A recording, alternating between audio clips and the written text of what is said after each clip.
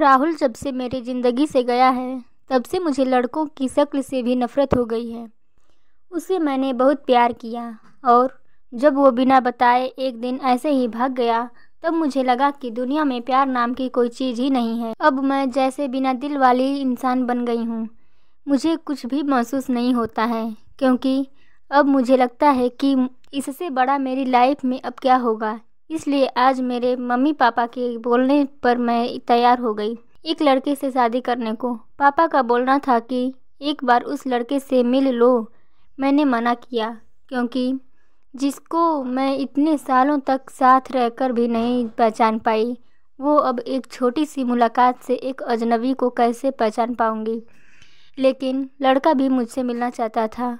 मैंने उसको मिलने के लिए हामी भर दी। सच कहूँ तो मुझे अब किसी भी बात से कुछ फ़र्क नहीं पड़ता। हमारा मिलना तय हुआ। डिनर पर पापा और मम्मी चाहते थे कि मैं अकेले ही मिलने जाऊं उससे। मैं जैसे मुर्दा हूँ, मुझे अब कुछ फ़र्क ही नहीं पड़ता। मेरे हाथ में जो आया मैंने पहन लिया और पहुँच गई। देखा तो वो मेरे लिए वहाँ बैठा इंतज़ार कर रहा था।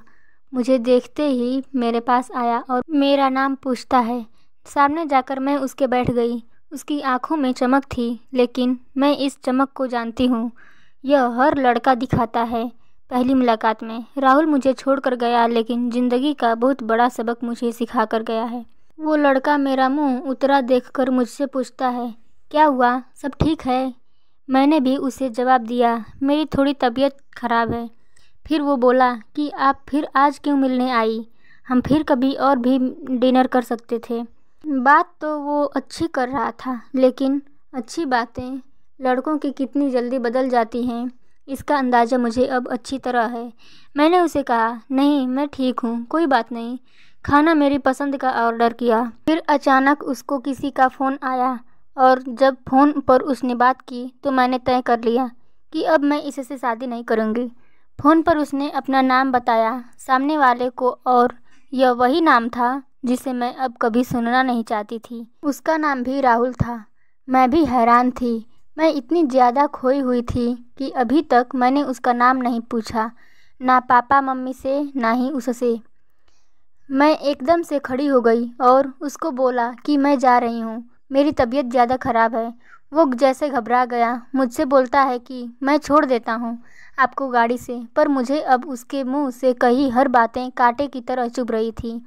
उसको बिना जवाब दिए मैं वहाँ से चली जा रही थी। वो मेरे पीछे पीछे आ रहा था। मेरी आँखों से अब आंसू टपकने लगे और मैं बाहर टैक्सी या ऑटो का इंतज़ार करने लगी। आँखों में से मेरी आंसू देखकर उसने मेरी बाँह पकड़ी और मुझे गाड़ी में बैठने को कहा। उसने मेरी बाँह पकड़ी, बस इतना तो बहुत था मेरे अंदर की आग को निकालने के लिए, और मैंने उसके मुंह पर ज़ोर से एक थप्पड़ मार दिया। वो जैसे हक्का बक्का रह गया और फिर उस राहुल की भड़ास इस राहुल पर निकली और मैंने कहा, तुम लड़के अपने आप को समझते क्या हो? जो मन चाहा वो करोगे। जब तुम्हारा मन किया किसी का हाथ पकड़ोगे, और जब मन किया बिन बताए भाग जाते हो, और जब बस वो चुपचाप मुझे खड़ा देखता रहा। टैक्सी आई और मैं बैठकर वहाँ से चली गई। आते वक्त मैंने उसका चेहरा भी नहीं देखा। अपने कमरे में आने के बाद 1 घंटा में मैं रोई और पापा मम्मी को कुछ नहीं बताया।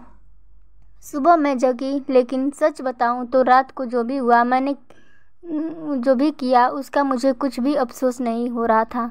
मुझे लग रहा था कि मैं यह थप्पड़ मैंने उसी राहुल को मारा है। थोड़ी देर बाद ही बाहर हॉल से मुझे आवाज़ें आने लगी। मम्मी मेरा दरवाज़ा बजा रही थी।